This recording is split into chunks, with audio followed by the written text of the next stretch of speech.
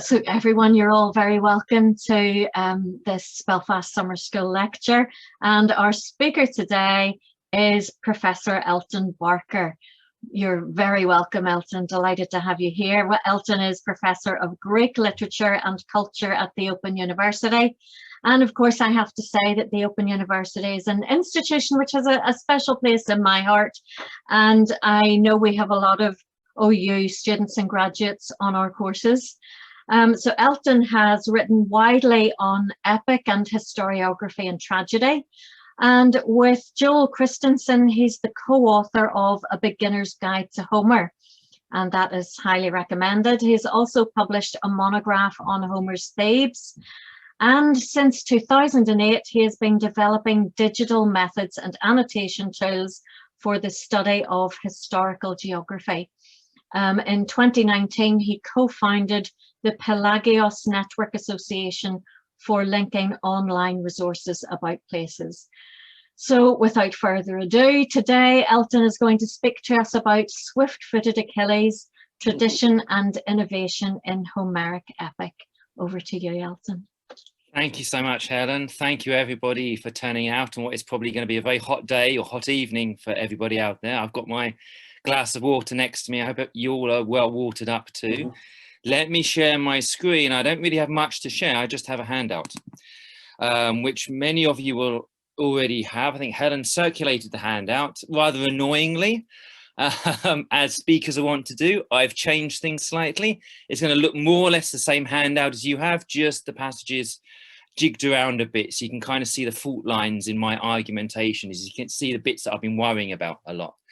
Basically, I want to look at one phrase in the Iliad, Swift-footed Achilles, and use that phrase to kind of unpick a little bit about the kind of construction of Homeric epic, this idea of all poetry and all traditionality, and also to think about the politics of the Iliad. So I've got two targets, if you like, 2 points I want to try and get across: how language works in Homer, how these units of utterance work in Homer, and specifically with this idea of thinking through key political issues and aspects of the Iliad that might sometimes, I think, be neglected.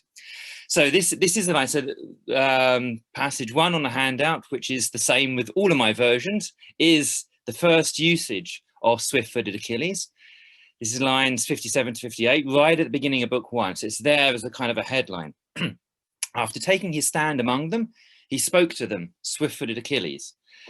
Now, just thinking of how this has been translated into English, how I've translated this here, there's a tension between taking his stand and Swift-footed Achilles. There's, why is Homer using Swift-footed Achilles in this context of him standing up? It doesn't make any sense. And I think one thing that all theory, so thinking about how, really the work that Milman Parry and Lord did, thinking about how Homeric epic is not only orally performed but orally composed, thinking about how bards would be, poets like Homer would be constructing verse spontaneously in a performance context. That can help us get some way, I think, to understanding what's going on here. Homer gets to the end of the line. He wants to say, who's taking their stand? Well, it's Achilles. He wants to give a little bit more information about Achilles. And he reaches for one of those epithets, ready-made epithets, that says something about Achilles that fits the metrical line. So that's why we have Swift-footed Achilles. Now, I think that's all very well, and I think that really shows us, I think, the essential orality of the text, but it's not very satisfying from an interpretive perspective. It's like a poetry by numbers in a way. Homer gets to the end of the line, can't think of anything else with related to Achilles, so he reaches for Swift-footed, though it doesn't make any sense in his context. What I want to try to draw attention to is, and this is again, I think, fundamentally relating to the all poetics of the Iliad and Odyssey, and indeed Hesiod's poems himself as well. That is how these units of utterance, epithets like this, swift-footed for Achilles, where you can think of many turning Odysseus or much turning Odysseus, for example, how these epithets also give us a key characteristic, a key insight, a kind of almost like a snapshot of who these figures are. And that's what I want to try to kind of unpick here, who this figure Achilles is. What is it about him being swift-footed? So I want to give, so my second passage on the handout gives, I think, the essence of Achilles that's encapsulated by this Homeric unit of utterance, this swift-footed Achilles. This is deep into the Iliad now, near the end, in fact, book 20. As in anxious entreaty, I hope you haven't eaten because this is quite a gory bit. As in anxious entreaty, Tros tried to touch Achilles' knees with his hands. Achilles struck him in the liver with his sword, and the liver slid out of the body. The dark blood from it filled his lap. Achilles next closed with Mulius and stabbed him in the ear with his spear, and the bronze tip passed clean through and came out the other ear. Next he struck Echolus, Agonas' son, in the middle of the head with his hilted sword. Next he hit Deucalion. Okay, you get the picture. This is really swift-footed Achilles in action, right? This is, him decimating the Trojans. But notice I'm picking a passage here from book 20. For most of the Iliad, Achilles is not present. And here I think this is the passage 3 on the handout is another instance, in fact, of this phrase swift-footed Achilles. And notice what Homer is telling us here. But he, this is Achilles, but he raged, sitting by the swift sailing ships, the divine-born son of Peleus, swift-footed Achilles. He was neither going to the agora, where men win glory, nor to war. Instead, he was eating up his heart, waiting there, though he loved for the battle cry and war. So for most of the Iliad, swift-footed Achilles is not being swift-footed, in fact. And even when he returns to battle, so, not only is he not in battle for most of the epic, in fact, he's not in the epic, it seems. Homer wheels him on at the beginning, then withdraws him, wheels him on again about a third of the way through in book 9, takes him off stage again, back again in book 16, and it's only in book 20, and that from that passage I read out just before, where we see him in action, our swift-footed Achilles. Even when he's back, though, notice what the kind of the tension, how Homer is playing with the idea of him being swift-footed. First of all, he's diverted from Troy. So he's killing all these Trojans, trying to get to Troy, trying to get to Hector, but he's diverted initially by Apollo, who's even more swift-footed. And Homer makes this point that, Achilles is chasing after Apollo, who keeps escaping from him. And then I think even more interestingly, even though Achilles is swift-footed, he's not swift enough to catch up with Homer. And we have this memorable simile. This is 4:2 on the handout, where Homer gives this idea of, like in a dream, one man chasing another man trying to escape, and the two are somehow equal distance from each other. One can't escape, one can't catch up with the other. So here we see swift-footed Achilles not being swift-footed enough. And I think, therefore, that first usage of swift-footed is meant to be jarring. It's meant to flag up the difference of this epic. This is entirely traditional language. This is an entirely traditional setting. We don't need to be told who Achilles is or that he's swift-footed. This is our swift-footed Achilles. We know him from the tradition, but Homer is using it in a really unique context, getting up to speak swift-footed Achilles. And we're keyed into this from the beginning of the epic. Sing, goddess, about the rage of the son of Peleus. Notice how we passage 3 picks up on the proem, but he raged, sitting by the swift sailing ships. So the music is going to sing about the rage of Peleus. That's fair enough. Rage is going to be a good epic motif, a good theme for an epic. We understand that. But notice where that rage is directed. We get the first hint with that ulumenin, that hangover word, destructive rage. Well, fair enough, rage is often destructive, but notice the target. It's not the Trojans, it's his own men, the Achaeans. And in fact, where we get to the end of this proem, we're going to be told that the conflict is between Atreus' son, Agamemnon, lord of men, and godlike Achilles. So here we are. This is Homer's Troy story. We know where we are. This is the Achaeans versus the Trojans. And of course, it is going to be that. We do see Achilles in battle. We do see him killing Hector. And therefore, we understand that Troy will fall. But for the most part of the epic, the conflict is in fact focused in, or the attention rather is focused in on the conflict between the Achaeans, between here Agamemnon and Achilles. So what I want to focus in on is that moment of standing up when we're told this is swift-footed Achilles. This is his action. This is what he's going to be doing in this epic, standing up to speak. So that's what I want to home in here with the rest of my talk. That is the act of assembly. Now I'm going to give you two contexts to this. So first of all is the Iliad understands, or Homer understands, that the assembly, calling an assembly, is formulaic. We have these formulaic lines for assembly in book 2. By formulaic, I mean lines that are repeated and seem to, through their very formularity, lay down, give an indication of the formularity of the debate arena itself, of the assembly itself. Agamemnon ordered the clear-voiced heralds to gather the long-haired Achaeans to assembly. They gave the order and the people gathered swiftly. Notice swiftly again, a kind of maybe a distant echo there of Achilles. So we have these formulaic lines that show us that the Iliad is fully aware of the institution of the assembly. But that's book 2. I want to turn the focus in on book 1. And the first moment of some kind of gathering occurs right after that poem, where we have Chryses, this old man, this old priest of Apollo, coming to the Achaean camp to beg, to supplicate the Achaeans, and expressly the sons of Atreus, Agamemnon and Menelaus, to get his daughter back. And this is what we get. This, after his appeal, this is what we hear. Then all the other Achaeans shouted assent to respect the priest and accept the glorious ransom. But it was not pleasing to the heart of Agamemnon, son of Atreus. He sent him away badly and issued a mighty word. Here we have what David Elmer has talked about as a state of exception.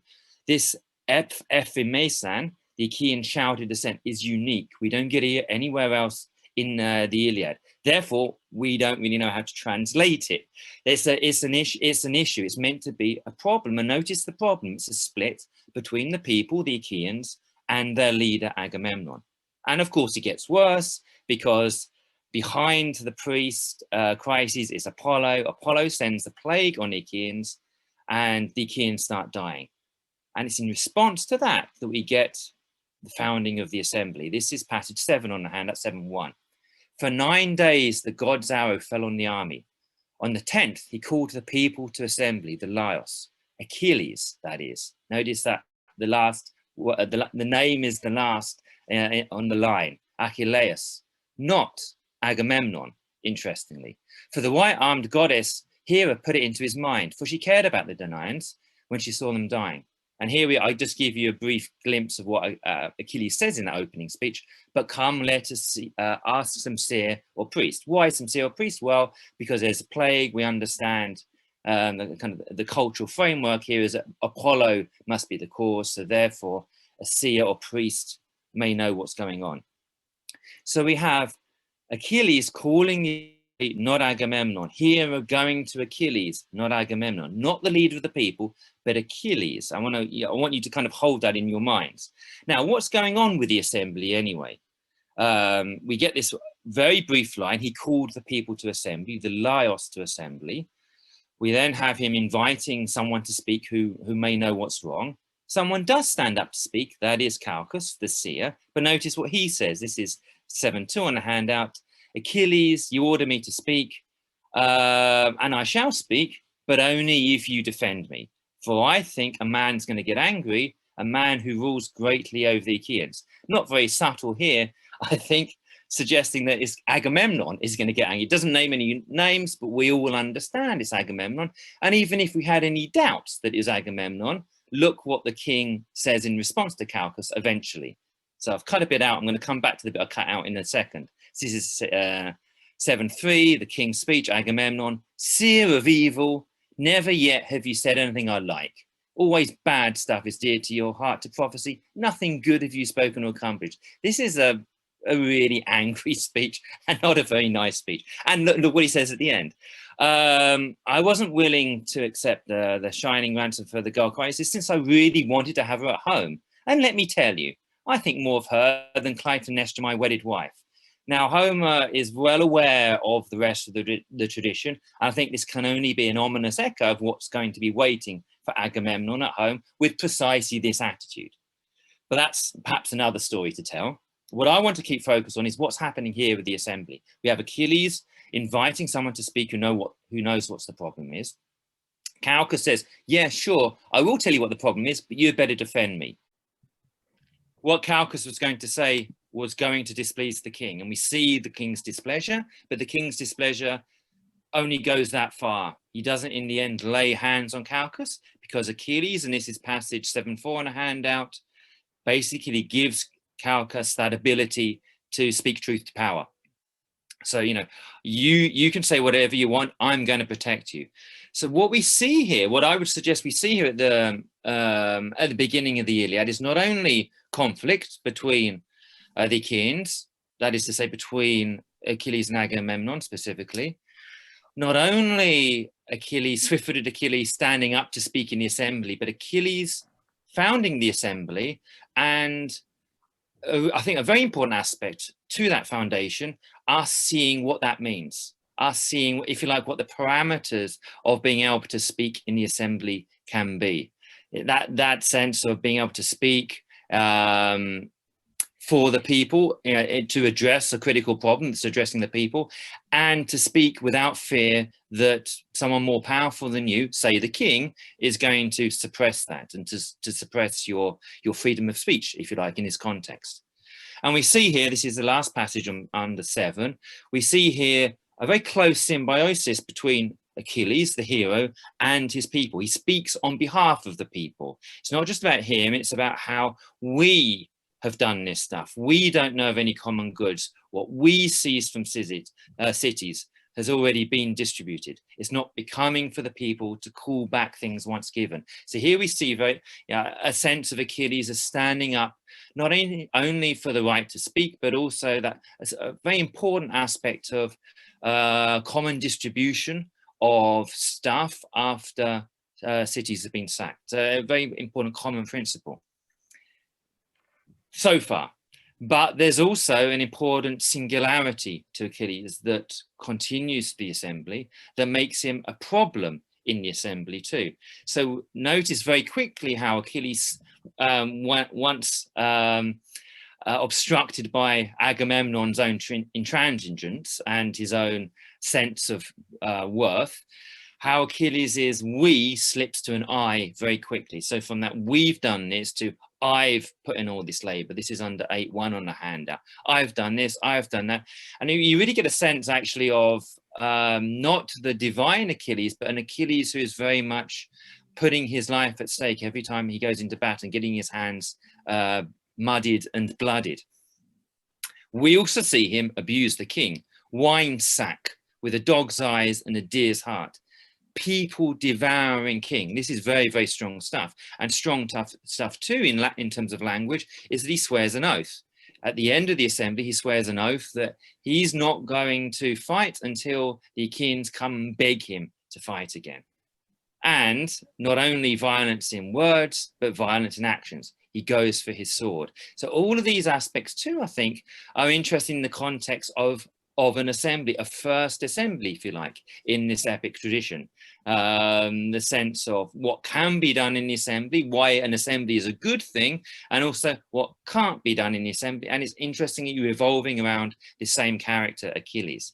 Now, there are two important mediations in this first assembly, which again, I think help us to understand the kind of parameters to the debate here and what's going on. One of them is by Nestor.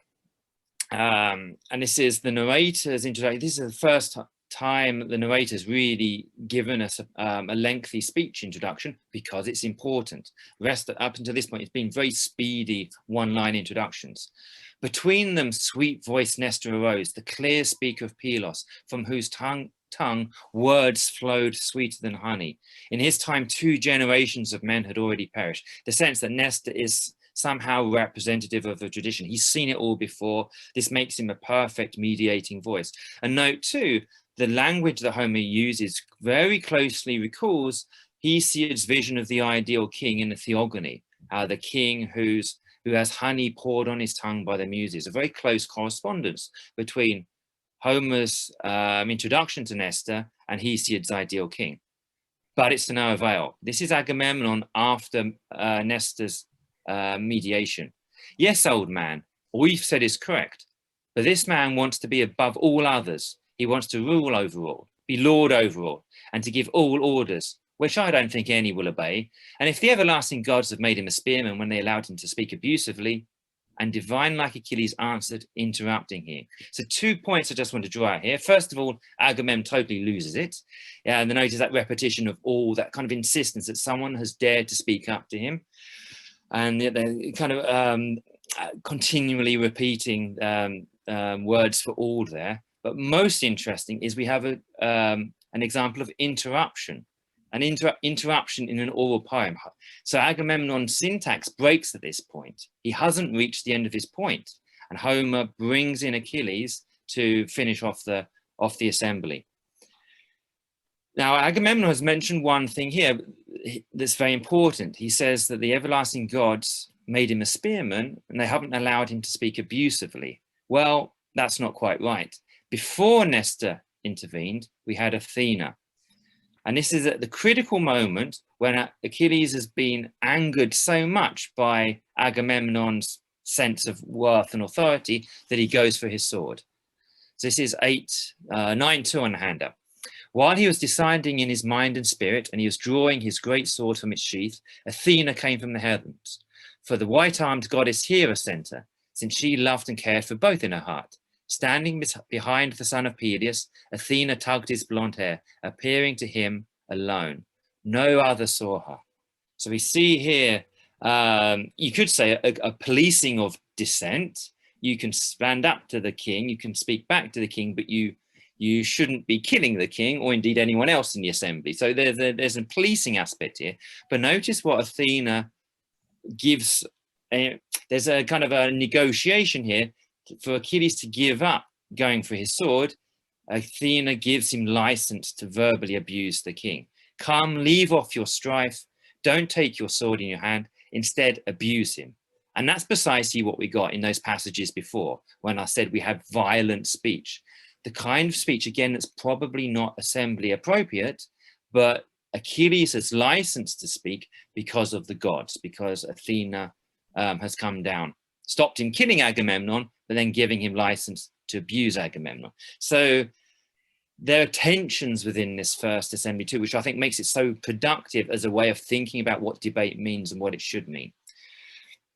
And that's going to continue. So if you just bear with me for 5 more minutes, and again, sorry for the interruption before, 5 more minutes just to kind of round off what I want to say here.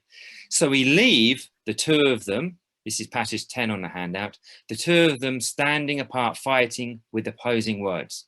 And they broke up the assembly beside the Achaean ship. Agamemnon eventually, of course, agreeing to give up Chryses, but taking Briseis instead. Achilles going back to his tent, swift-footed Achilles going back to his tent and his swift ships to remain motionless for most of the epic. That tension that I drew attention to at the beginning. Swift-footed Achilles being stilled in this epic. Homer showing his version of the Troy story, which is very focused on conflict among the Achaeans. And it's significant conflict. We've seen the assembly set up.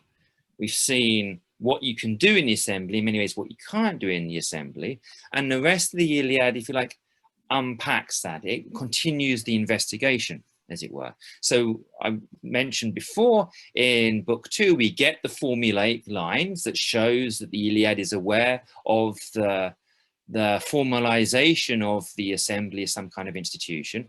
After those formulaic lines, so those formalizing lines, we have Agamemnon again being a problem. Zeus has set his plan in motion to give honor to Achilles, and that plan involves telling Agamemnon a deception, that basically he's going to sack Troy this very day without Achilles. So Agamemnon takes this and decides he's going to make a test of this. So he goes from calling the assembly to calling a council, saying this is going to be my great idea. then it's a real problem getting everybody back together again. So we had the formulaic lines for the assembly, but then we need divine rumor to bring everyone back together again. And it's a continued problem, the assembly in book 2. Agamemnon anatomizing the people, no longer calling them the people, but almost seeing them as fellow heroes, each sharing a stake in Troy, and really they're not interested. Yeah, they want to go home, so they fly to the ships. They flee to the ships. Odysseus gets things back on track. Interesting, Odysseus. You might want to ask questions about that in the questions afterwards. And then we have another figure coming, Thersites, extending this interrogation of what dissent from the king might look like, what an assembly might look like, who can speak in the assembly, being importantly raised. Why is Thersites a problem here? Why is he eventually beaten up by Odysseus and everyone laughs at him? Is it because he's a man of no stock? He's a man of the demos, not quite what Homer says. Is it because he thinks it's all a bit of a laugh and he just wants to make fun of the kings? That's something that Homer draws attention to. I'll move on to book 9. This is going to be my final point here. So by book 9, we see Agamemnon again calling an assembly, again giving up on Troy, this time in all seriousness. There's no trick. He's giving up on Troy now. And we have Diomedes say these words as a frame before he says what he wants to say to Agamemnon. Son of Atreus, first with you I'll fight, since you've lost your wits. It's the custom, Lord, in the assembly, and you don't get angry. So I think this is a very important moment. We see here Diomedes, first of all, like Achilles before him, standing up to the king, but this time self-consciously drawing attention to that fact, drawing attention, he's going to stand up to the king and fight with him with words. So recalling Achilles' precedent in a way and telling Agamemnon, don't get angry. This is what we can do in the assembly. It's the custom. Now, various commentators have talked about, apparently in the assembly, it's the custom to be able to say, to speak back to the king. I would say it is now because of the precedent that Achilles had established in book 1, and the Diomedes is now consciously recalling. To the extent that in books 15, we get this very brief mention to the assembly. In the assembly, few of the Chians could beat him whenever the young men vied with words. Again, that very important correlation between the assembly and fighting with words, but this time it's a whenever. So by this point in the epic, fighting words become fully institutionalized in the narrative, in the epic. And this is all part, this is my final point, this is all part of what I would say is the foundational story of the Iliad. We see that, I think, most concretely on Achilles' shield, which is a representation of the cosmos in all of its glory, and there are various aspects of the cosmos that are worth exploring there. But the one thing that I want to home in here is a gathering in the assembly of some kind of dispute, a dispute that we can imagine is a recollection of the kind of conflict that the Achaeans and Trojans are currently engaged with, but now fully formalized and institutionalized within an agora setting where you can resolve disputes peacefully amongst each other within the community. We see that on this shield of Achilles. And again, what various commentators have talked about is how we see here, a fully institutionalized sense of the agora and of debate and of competition. And people have also pointed to book 23, where Achilles calls the funeral games for Patroclus as an agon. And we see there also competition fully institutionalized. So there are various moments in the epic, near the end of the epic, where we see contest being formalized and institutionalized. I would argue that process begins from the beginning, and it is a process. It's not just a single event. And my final point would be to, if you like, look forward to the reception of the Iliad. Now, there are two final passages I want to very briefly consider. That is Aeneas' shield in Virgil's Aeneid, where we explicitly get the hero the hero's shield evoking the future, basically evoking our history, a Roman history. So this is passage 16 on the handout, the old Loeb translation. Sorry for the bit of clunky prose here. But the point here is that we see on that shield Rome's history coming up to the present with the Battle of Actium, and Aeneas carrying that imagery of the Battle of Actium with Augustus victorious on his shoulder as he goes back into battle. In a similar way, I would suggest, to Achilles carrying the history of the Greek polis on his shoulders as he goes back into battle, with the agora now fully institutionalized within a polis setting. A polis setting that perhaps has come about, as the Iliad is representing things, because of Achilles' actions at the beginning of the Iliad. And the final passage, I think, is a really nice reading, I would say, a very nice reading of the beginning of the Iliad. This is a Katamon. It's a text that's difficult to place. It seems to be various appendages to it. That's really beside the point for my argument.